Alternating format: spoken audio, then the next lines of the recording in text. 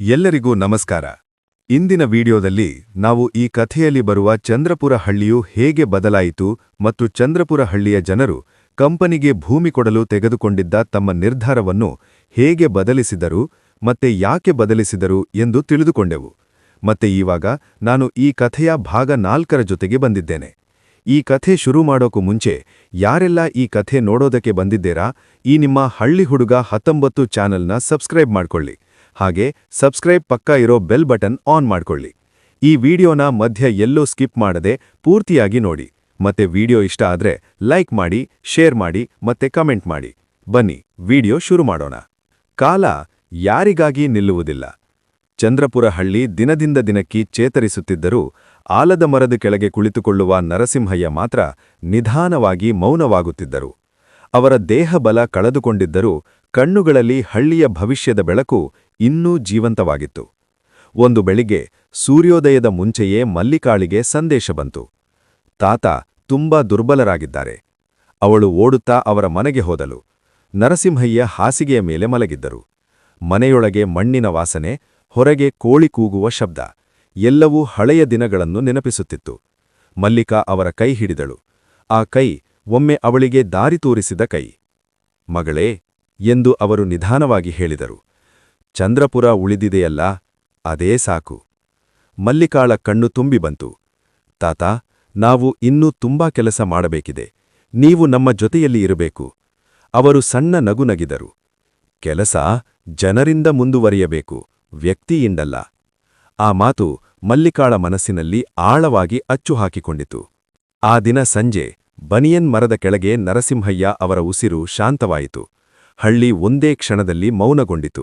ಯಾರೂ ಅಳಲಿಲ್ಲ, ಆದರೆ ಎಲ್ಲರ ಕಣ್ಣುಗಳಲ್ಲಿ ಕಣ್ಣೀರು ಮೌನವಾಗಿ ಹರಿಯುತ್ತಿತ್ತು. ಆ ಮೌನವೇ ಅವರ ಗೌರವವಾಗಿತ್ತು. ಮುಂದಿನ ದಿನ ಹಳ್ಳಿ ಒಟ್ಟಾಗಿ ಸೇರಿತು. ಶಾಲೆಯ ಮಕ್ಕಳು, ಯುವಕರು, ಮಹಿಳೆಯರು ಎಲ್ಲರೂ ಬನಿಯನ್ ಮರದ ಸುತ್ತ ನಿಂತಿದ್ದರು. ಮಲ್ಲಿಕಾ ಮುಂದೆ ನಿಂತು ಮಾತನಾಡಿದಳು. ಧ್ವನಿ ಕಂಪುತ್ತಿದ್ದರೂ ಮಾತು ದೃಢವಾಗಿತ್ತು. ನರಸಿಂಹಯ್ಯ ನಮ್ಮನ್ನು ಬಿಟ್ಟು ಹೋಗಿಲ್ಲ. ಅವರು ನಮಗೆ ಕಲಿಸಿದ ಮೌಲ್ಯಗಳಲ್ಲಿ ಬದುಕುತ್ತಿದ್ದಾರೆ. ನಾವು ಒಟ್ಟಾಗಿರುವವರೆಗೂ ಅವರು ಇಲ್ಲಿಯೇ ಇದ್ದಂತೆ. ಆ ದಿನದಿಂದ ಬನಿಯನ್ ಮರ ಕೇವಲ ಮರವಾಗಿರಲಿಲ್ಲ, ಅದು ನೆನಪುಗಳ ಮಂದಿರವಾಯಿತು. ಕೆಲವು ತಿಂಗಳುಗಳ ನಂತರ ಚಂದ್ರಪುರದ ಗ್ರಾಮೋದ್ಯಮ ಕೇಂದ್ರ ಸಂಪೂರ್ಣವಾಗಿ ಕಾರ್ಯಾರಂಭವಾಯಿತು. ಹಳ್ಳಿಯ ಉತ್ಪನ್ನಗಳು ಹೊರಗಿನ ಮಾರುಕಟ್ಟೆಗೂ ತಲುಪತೊಡಗಿದವು. ಚಂದ್ರಪುರ ಎಂಬ ಹೆಸರು ವಸ್ತುಗಳ ಮೇಲೆ ಮುದ್ರಿತವಾಗುತ್ತಿತ್ತು.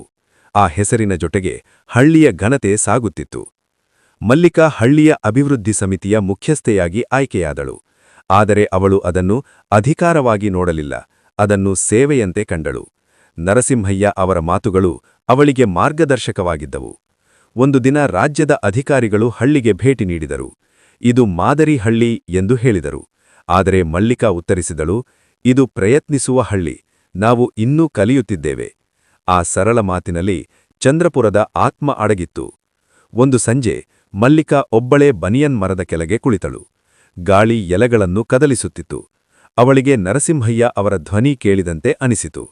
ಮಗಳೇ, ಹಳ್ಳಿ ಎಂದರೆ ಜನ, ಜನ ಇದ್ದರೆ ಹಳ್ಳಿ ಇರುತ್ತದೆ. ಅವಳು ಎದ್ದು ನಿಂತಳು. ಆಕಾಶದಲ್ಲಿ ನಕ್ಷತ್ರಗಳು ಹೊಳೆಯುತ್ತಿತ್ತು. ಚಂದ್ರಪುರದ ಮೇಲೆ ಹೊಸ ಬೆಳಕು ಮೂಡುತ್ತಿತ್ತು. ಇದು ಅಂತ್ಯವಲ್ಲ, ಇದು ಹೊಸ ಆರಂಭ. ಈ ಕಥೆಯ ಭಾಗ 4 ಇಲ್ಲಿಗೆ ಮುಕ್ತಾಯವಾಗುತ್ತದೆ.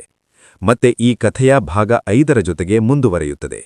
ಮುಂದಿನ ವಿಡಿಯೋದಲ್ಲಿ ಈ ಕಥೆಯ 5ನೇ ಭಾಗದ ಜೊತೆಗೆ ಬರುತ್ತೇನೆ.